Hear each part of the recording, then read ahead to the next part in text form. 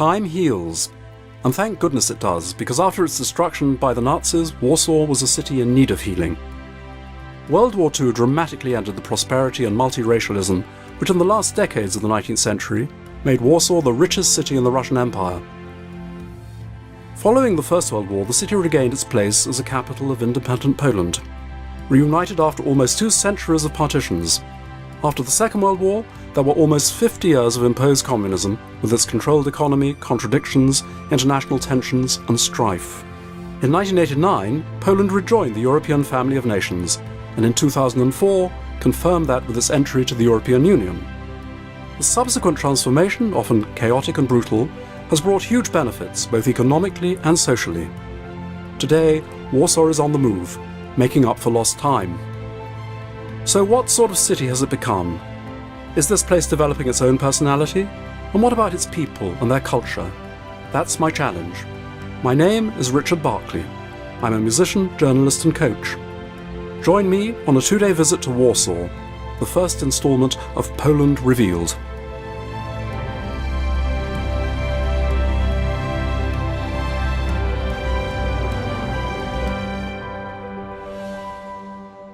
Warsaw has 2 international airports, the Chopin Airport, the larger, still expanding and closest to the centre, and Modlin. Both have good public transport networks. The Chopin Airport is only about 20 minutes from the centre. If you arrive in Warsaw by train, Warszawa Centralna is the best place to get off. The subterranean maze of passages can be confusing, but once you've surfaced, you'll find yourself in the heart of the city. I'm going to have lunch with Alexander Smolar, publicist and head of the Batory Foundation, an influential think tank. In the 1960s, he was a member of the opposition, for which he was rewarded with a 20-year exile in France.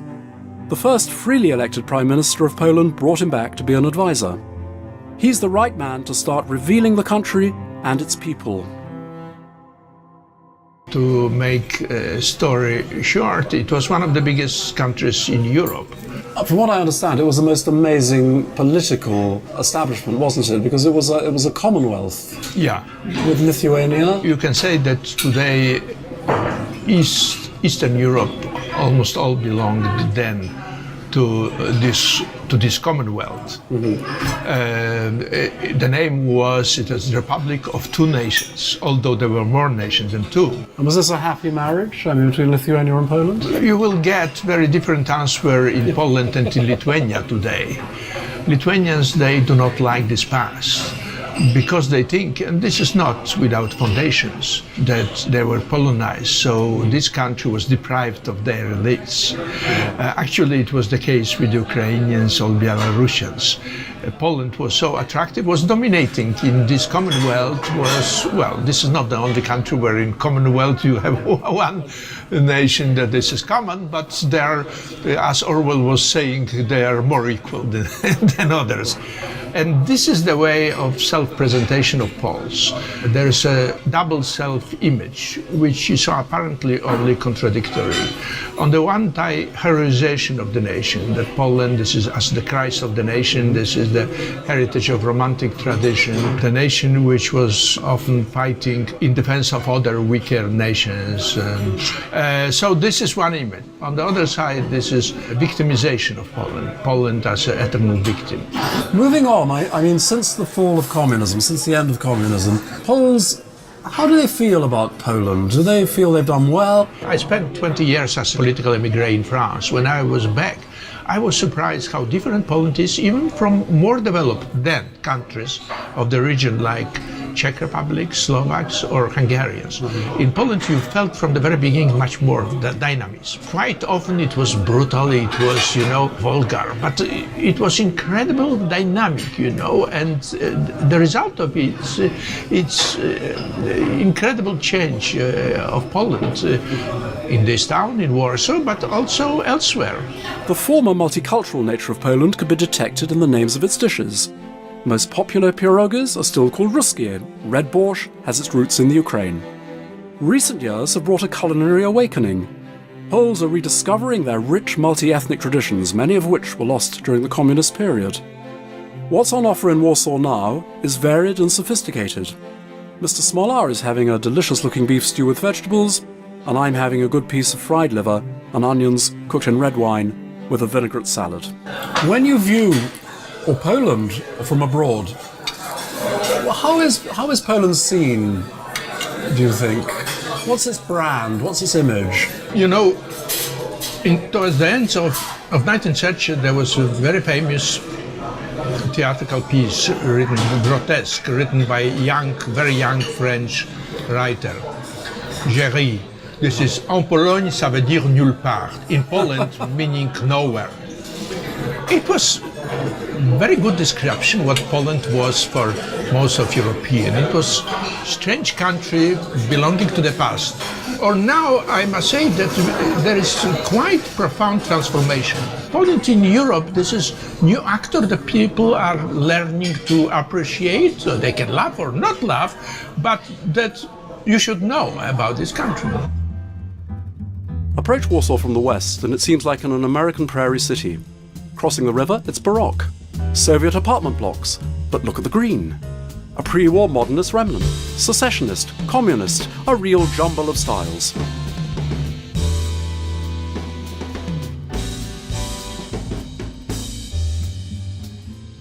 So, is there any master plan for the city? To find out, I'm meeting Varsovian architect Jakub Szczęsny. Despite all this grandiosity, it strikes me also, walking around the streets, that there's an awful lot of eclecticism, let's say. Is it chaos or is it planned? The truth was that this was probably one of the best planning at the very same time, even though it's ridiculous in some way. But at the very same time, it was the one of the best examples of post-war planning in a city that required and desperately wanted to be planned because it was just a giant ruin. But people wanted something that would say, we have a regular city. It's not just a pile of ruins. We are here having a new identity, being able to reconstruct what we were before. So this sort of regulations, new, very wide and ambitious avenues, tall buildings, even though there were ruins behind it, well, it was already saying like, we're here, yeah? There's life here. And the Palace of Culture was very much, if you would look at photographs from the very period, you would see this San Francisco come Chicago-alike building rising up from the ruins, well, which you had around with just ruins. You can't miss it, and I must say I think it's a reference point. It's a very, very impressive building, isn't it? Yeah. Because it seems to have all sorts of different echoes of the past. Rudniew, who was the architect of Palace of Culture, was one of the loyal architects of the system, was sent to Poland, and he was wise enough to tour Poland for a couple of years, getting information on what would be more or less a Polish version of a Palace of Culture that actually you have it repeated in any big city, including Moscow. You have 5 of them, even taller than this one. So the thing is that he was trying to captivate certain Polish flavor by using Polish Renaissance motifs that you can see in details of the building. Even though it was it was a gesture of saying, you belong to me. Of course, it was a Stalin saying it. Actually, there was this big writing saying that present from Stalin. So even though it was still there, the building, when you look at this from today's perspective, even though it looks also like a scenography from Batman, basically. My son would say it's pure Batman, but it's very well done. It's a good architecture. Again, walking around the streets, you see high-rise buildings going up everywhere, higgledy-piggledy. Is there a plan here, or is there just rampant speculation? Think about Frankenstein. Frankenstein is a set of loosely sewn together parts of different people's bodies. And this is Warsaw. So you have certain heterogeneity of different systems, formal languages, and expressions that are put together in a way that is cranky, not really working. It's like, Frankenstein would be like, would have a little limp or a hand loose. But he's alive. He's alive somehow and doing well, being, a charming guy altogether. So this is Warsaw. I mean, for a person who comes to Warsaw, it's fantastic to take a bus or a tram because this is a very efficient system. So you just go around and you see the beauty of the Frankenstein. So tell me, does this Frankenstein have a soul? And if so, where does it reside? Definitely, it has a soul. There are so many green spaces breathing life into the city. Incredibly, 25% of Warsaw is parkland. The greatest of these is the marvellously maintained Royal Łazienki Park, an 18th century king's paradise, a summer refuge with its avenues and vistas, its lawns and lakes, its palaces and temples. But now you don't have to be a king to enjoy it. And don't miss the Chopin concerts held in the park, under the eye of the composer. And you can't come to Warsaw without hearing some Chopin, can you? Even if only from a park bench.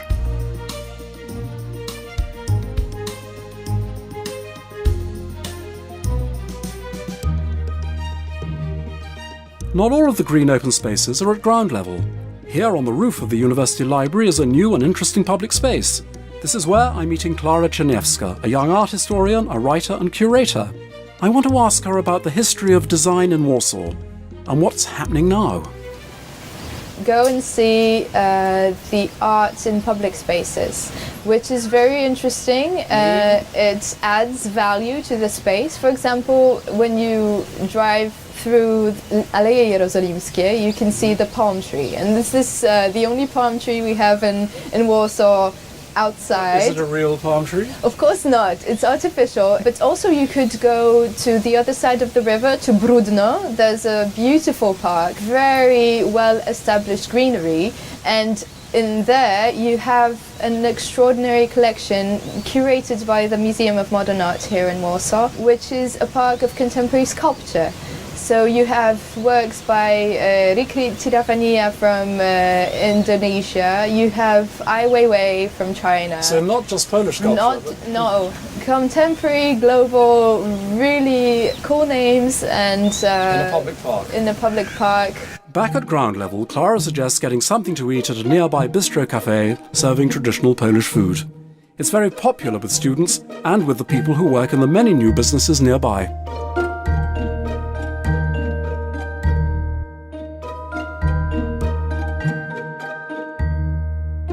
Let's see, what have you got? This is the traditional white borscht. It's made of rye, a special extract of rye, and then you put an egg, a boiled egg, and a piece of white cabbage inside. Yep. And it's very delicious. It's of course served with fresh dill or parsley or whatever you want. Very good. And cream, sour cream. Well, let's dig in here. This seems rather like ravioli. This is the Polish equivalent, is it? No, ravioli is the Polish equivalent of pierogi. No, in every culture you have something like dim sum or pierogi. Design of the 1950s and 60s. Are the 50s and 60s ever present in Polish design, do you think? Definitely. On the one hand, you have icons of design, furniture design and objects that were never introduced to the market, that were prototypes and were only known for very few people, and they were known only as illustrations in design books and albums, and then they were now being reintroduced or produced for the market.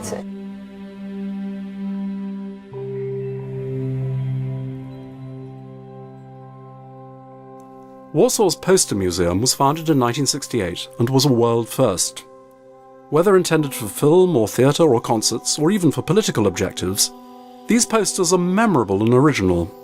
They're humorous, dark, thought-provoking, sometimes instantly understandable, at other times very obscure, requiring a good deal of concentration to fathom. Poster art is a great genre, something in which the Poles excel. Nowhere is their brilliance more evident than here.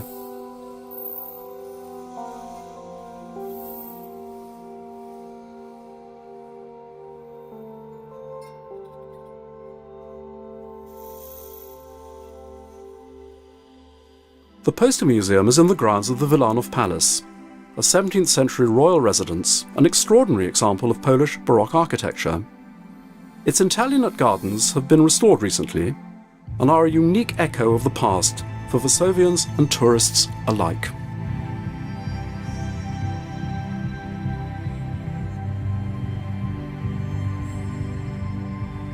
Now at the end of the day I'm meeting Jakub again. We are still in Powiśle, a part of Warsaw's central district. This is a mainly residential area towards the river with some very grand pre-war apartment buildings and a number of new housing complexes. Where we are sitting illustrates the constant changes in the urban fabric. Where are we now? What is this place? It's one of the experiments from 60s, a project developed by two fantastic and very daring architects, Piotr Szymaniak and Arseniusz Romanowicz, who were working for the Polish National Railway Company as like architects designing their entire infrastructure. And their buildings, many of them placed in most important points in a city center in Warsaw's downtown, along the railway line, have become icons of Warsaw. And this was built as a cafe? It was built as a ticket booth, basically. It's 70 square meters of a ticket booth that was turned into a cafe by my group, by Centrala. Winston Churchill said that we build our buildings and after that they shape us. Yeah.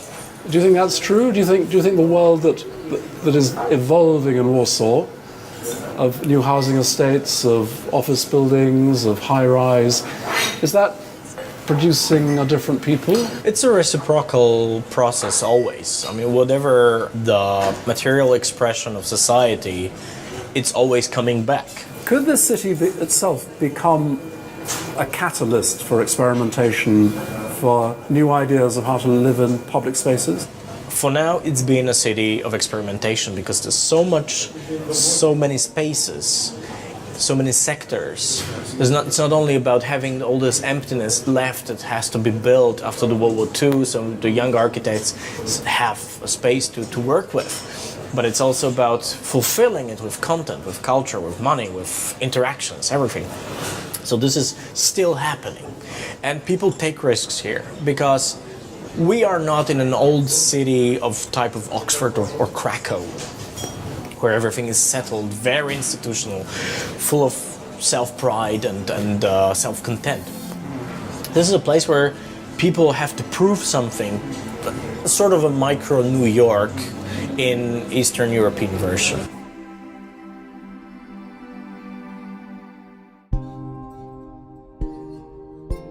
Seeing the reality of what we've lost can be painful, but this museum of miniatures commemorating the great buildings destroyed during the war really gives you an idea of what the city was like. It is an uplifting experience, and I highly recommend it. Something to look out for is the huge cast iron shopping mall dating from the mid-19th century, British technology with Polish design.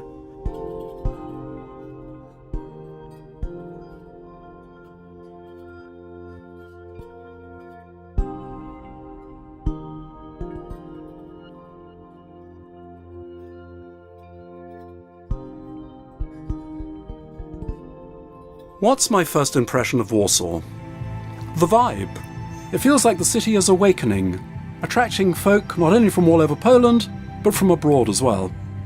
Despite the ever-present memory of the recent past, that doesn't seem to hamper the optimism of the people. And there are a few surprises. Take the greenery, for example. The Łazienki is surely one of the most remarkable parks anywhere in Europe. Yes, some of the architecture can be jarring, but the scale of development is impressive. I like Jakub Szczecini's humorous Frankenstein metaphor. I suppose that Warsaw does resemble a romantic tortured character with an indomitable spirit. Without doubt, the atmosphere of change is intriguing. I wonder what Warsaw will be like in 10 years' time.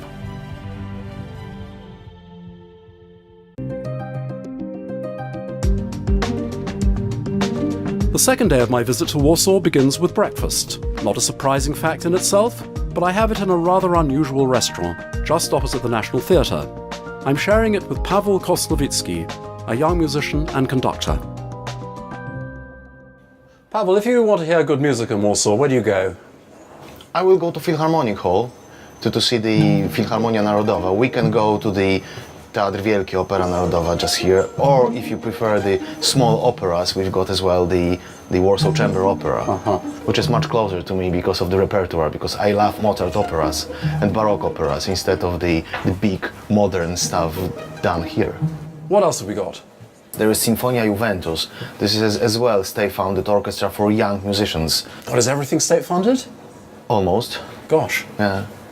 Gosh. And private orchestra like Warsaw Camerata, run by me. Oh, so you have an orchestra? Yes. Oh, what do you play?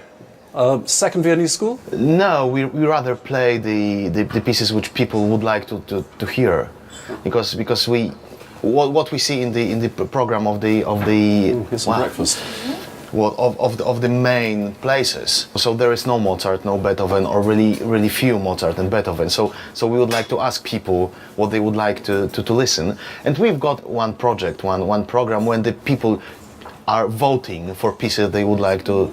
Thank you very much. They would like to listen. And how do they vote? By internet, by traditional way on the vote card. That's a nice idea. So you make a program Yep. and then you put it on the internet and they vote.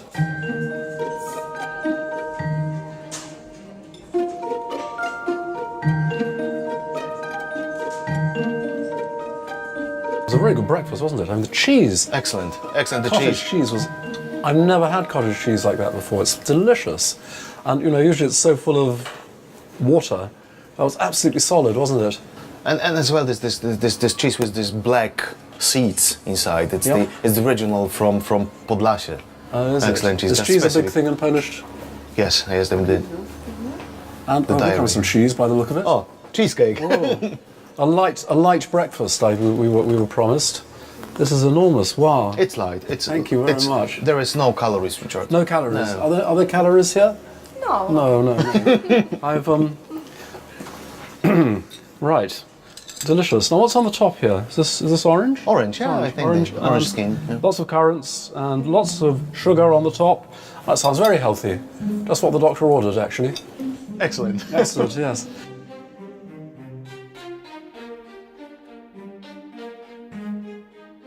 If you'd prefer a different sort of breakfast, there's quite a lot on offer. Cafes, bistros, or the famous milk bars are everywhere. And it's not just in the central districts.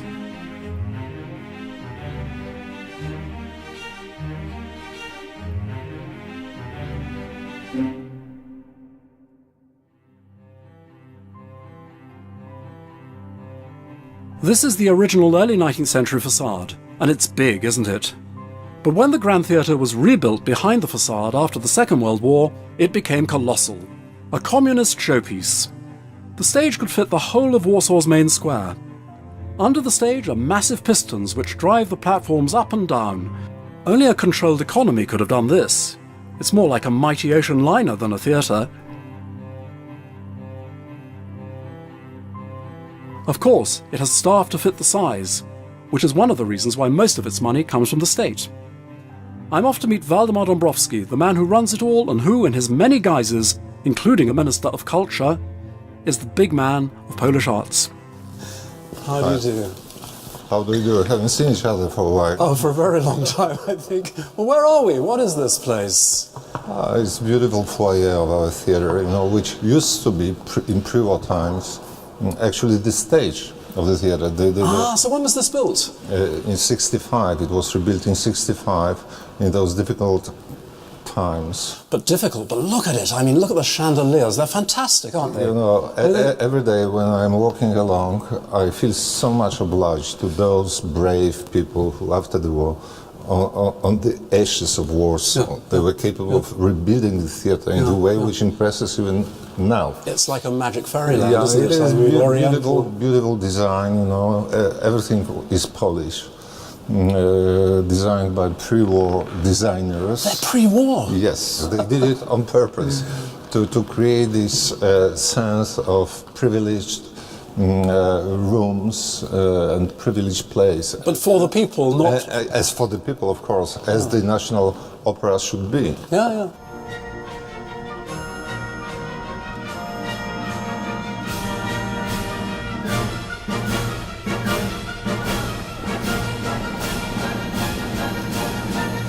Now, some people say, I hear, that in the times of socialism, the arts were in a much better condition than they are now. It is not true. It's totally different perspective. The arts were in better condition because the meaning of arts was much more important in this process of destroying symbolically of the Berlin Wall. Oh, yes. You know, to destroy communism, and it happened actually not in Berlin, but in Warsaw, Gdańsk, Szczecin, as you perfectly know, Richard. The art of metaphor could express much more above the censorship to bring to the people of Poland the truth, you know, the hope, the motivation to oppose. And cinema, of course, played its role. Cinema and poetry, cinema was very important as well, you're right.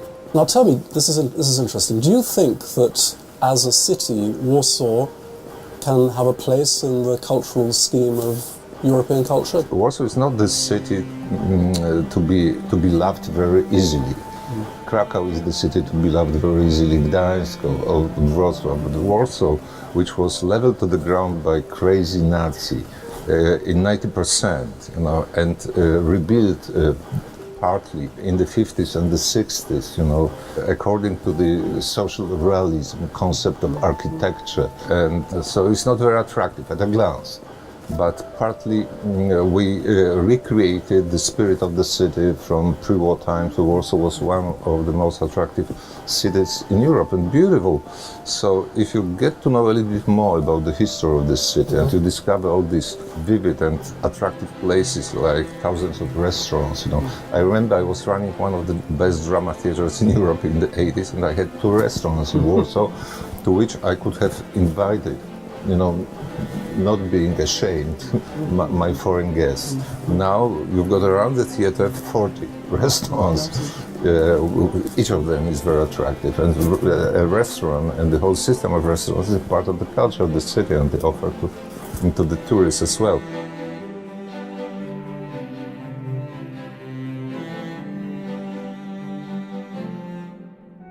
In 2010, in celebration of the Frederick Chopin bicentenary, the Chopin Museum was refurbished, with offices added for the Institute. The Institute has produced some outstanding new recordings, not only of Chopin's music, but also of composers of his time. You'd be right in thinking that Chopin is not a very Polish name, but Frederick Chopin is said to be the embodiment of the Polish spirit. In a sense, he is the global trademark of Poland. Since most of his music was written for the piano, Poland has always managed to produce at least one superstar pianist per generation.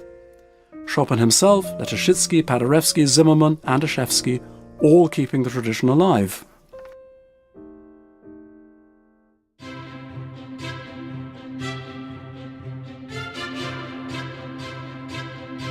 One of Warsaw's best-kept secrets is the Opera Kameralna, a chamber opera which was founded in the 1960s by Stefan Sutkowski, a man with a mission to keep Baroque opera alive in Warsaw.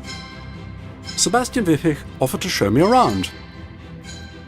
It already seems charming. Yeah, very tiny, very cozy, as you see. And you work here? Old-fashioned. Yeah, I'm the artistic director of Opera Off. But are you? Oh, well, as artistic director, this is what I'd love to have a go on. What should I play, Beethoven or Mozart? you can play? If you can play, try, please.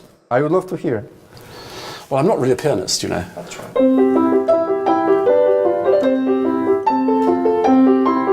I feel I should sing now. Can you sing as well? Well, funny you should ask. Let's have a go. We are in opera. La da da da da da da. Okay. Have to warm up. La da da da da da da. La da da da da da. Are you warmed up enough to sing in a big hall? Me? Why not? In a big Would you hall? like to try? I want to show you our main concert hall. Well, I've always dreamed of singing in a concert hall, but I may not be ready. Good Lord, what is this? This is your theatre? Yeah, that's the Warsaw Chamber Opera. How do you like it? It's very cozy. Well, it's very cosy. I mean, this morning I was at the Opera Narodowa, which, I mean, I know. is vast. It's like a Beauty and the Beast. Nice to put Beauty and the Beast. Was it built as a theatre? Was it a court theatre? So that's the Masonic Lodge. A Masonic lodge. It was here. That was also church place. That was a church hall in the past. And also very important that in this part where this building is, it was ghetto. Ah, yes. You know, that's the area of the ghetto. All the buildings around here are built on the ghetto. So this was built or rebuilt after the war? Or it survived the war? Yeah. It was rebuilt. So when did it become an opera house? 50 years ago. This is a chamber opera that does Mozart and does... What else does it do? What else We do many things. We do Baroque operas, we do Mozart, we do also modern operas as well. We have 3 orchestras. We have 3 orchestras? We have 1 Baroque orchestra and we have 2 modern orchestras, especially for the Mozart Festival, because Mozart Festival is like about 6 or 7 weeks, playing all plays of Mozart, concerts, chamber concerts, symphonic concerts. So hang on. Here and all the operas of Mozart? yeah. That's why the festival is so well known in the world. You do all the operas of Mozart on this tiny stage? Yes, exactly. And it works? It works. It must be amazing to be in the audience. I mean, to be so close to the stage. Marionettes, to what we can see on the stage.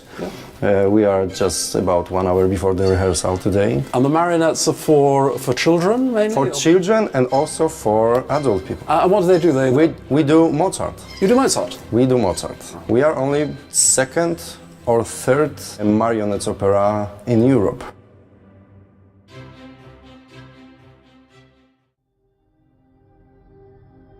The National Gallery is one of the finest buildings in Warsaw, built shortly after the First World War to celebrate the newly independent Poland. Recently updated, it has thrust itself into the 21st century with its internationally awarded permanent exhibition of the splendid early Christian artifacts and murals from Faris, today submerged by the Aswan Dam in Sudan. The site was accidentally, almost miraculously discovered and saved by Polish archaeologists some 50 years ago. To understand a country, you need to see its art.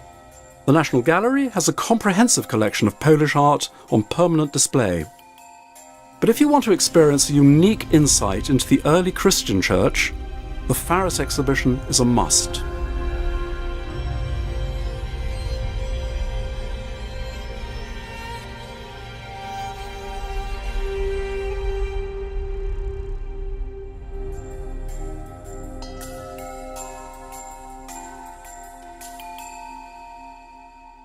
In the shadow of the Palace of Culture is the Museum of Modern Art, a 1960s modernist structure which was formerly the Amelia Furniture Shop. Although a temporary home, it's a great space with all the amenities you'd expect, even if somewhat stark. I'm going to meet Deputy Director Marcel Endino Velez and discover what's going on with contemporary art in Warsaw. To an extent is about what's happening here in art, but it's always taken in a global context, an international context, and those contexts are what makes us, I think, interesting for both international and local viewers. That's so interesting. And do you think that in a post-communist society, contemporary art has a particular role to play? It had in the 90s. It had in the 90s, and the 90s were the time when one of the most famous Polish artists then, Zbigniew Libera, said it's Cold War between the arts and the society. And because probably visual arts and artists were the first who realized what is the transformation meaning exactly, what new questions it brings. And the artists were the first to herald the new world, to herald the shift in identities, the shift in traditions, the shift in values. And so does your collection now, does that look forward to the changing world? Yeah, we think that the founding moment, the founding myth for the collection of the museum is exactly 1989, and how art responded to what's happening in the society here. Today's art is about histories that are somehow engraved in the object. It's a storytelling institution. And you buy from Polish art or from foreign art? Or? Yeah, we buy globally, from Poland, from the Americas. We are very much interested in what's happening recently in the Middle East. So it's the Middle East, it's the Far East too, how they show transformation, how they show urban social dynamism. It's always how the artists talk about their local experience how they transform their local experience into the global language of art. This is what makes it interesting. And that's how Polish recent art has become really successful.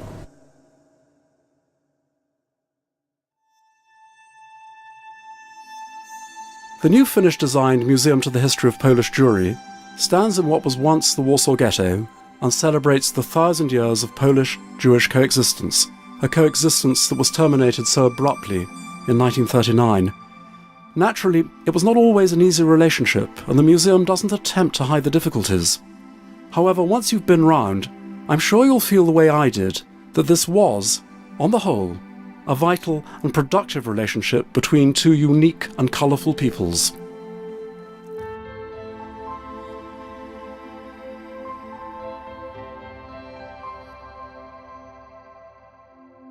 Why this area is called Soho Factory, I've not been able to find out. However, it's a post-industrial group of buildings off the beaten track across the river in the Praga district, a part of the city which is slowly being rehabilitated. Amongst the offices and studios, restaurants and apartments, what particularly catches my eye is a museum dedicated to period Polish neon lighting. It's housed in a 19th century armaments factory which, ironically, has survived intact.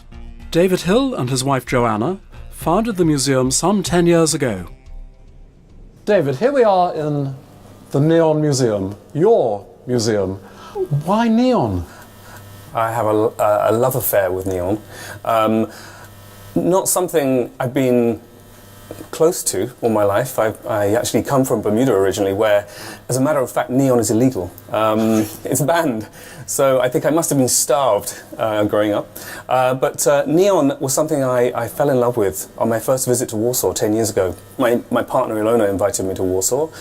She was showing me the city, and I became aware of these rather monolithic, aging, decrepit neon signs that were a part of, I later learned, a great neonization project that the state had run in the 50s and 60s.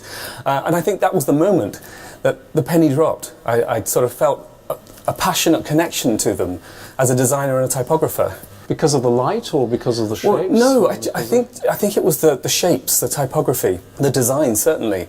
Many of the neon signs were not working, of course. They were really a throwback to the 70s and the 60s. But you've not seen this in any other country? I mean, this was a... No, these are quite unique. I'm a designer, and you get quite familiar with working with typefaces and different type styles, and I'd never seen these sort of typefaces before. They seemed fresh, but I could see that they were very old also. Why did you come here? I've always been interested in Warsaw. It's always been an interesting city in history books, and I was curious, and I knew a Polish friend who invited me to Warsaw 10 years ago, and it was during that visit that I really, it opened my eyes up to how interesting the city is, and now, of course, I live here. And I think it's an absolutely fantastic place to live. It's full of culture and history and art and design, as well as neon signage, of course. And is your work appreciated? I think so. Last weekend, for example, we opened as part of the European Museum Nights. We had record numbers of people come to visit us. 16 to 18,000 people came in one evening. So I think there is definitely a love of Polish neon. Now that we've sort of presented it in a way that people can just sort of soak it up and see the lights on one level or learn about the history on another level.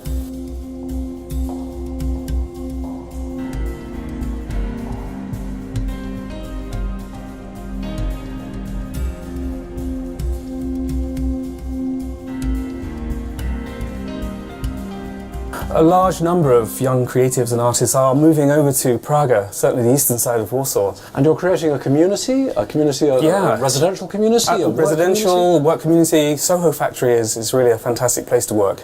It's really a family.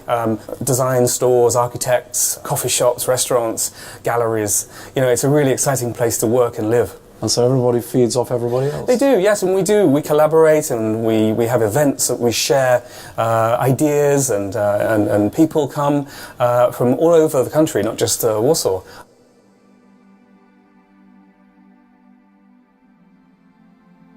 So, what have I revealed about Warsaw in my 2 days?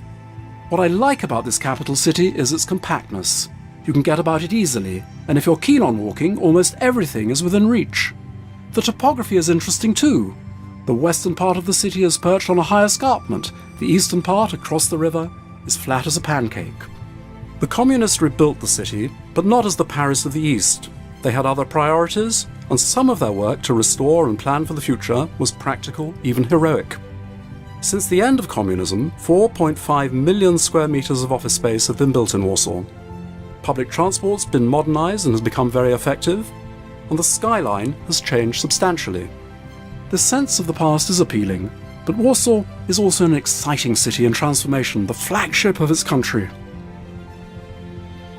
But it's worth seeing now, in this process of physical and social and cultural change, because what Warsaw is going to end up looking like is anybody's guess.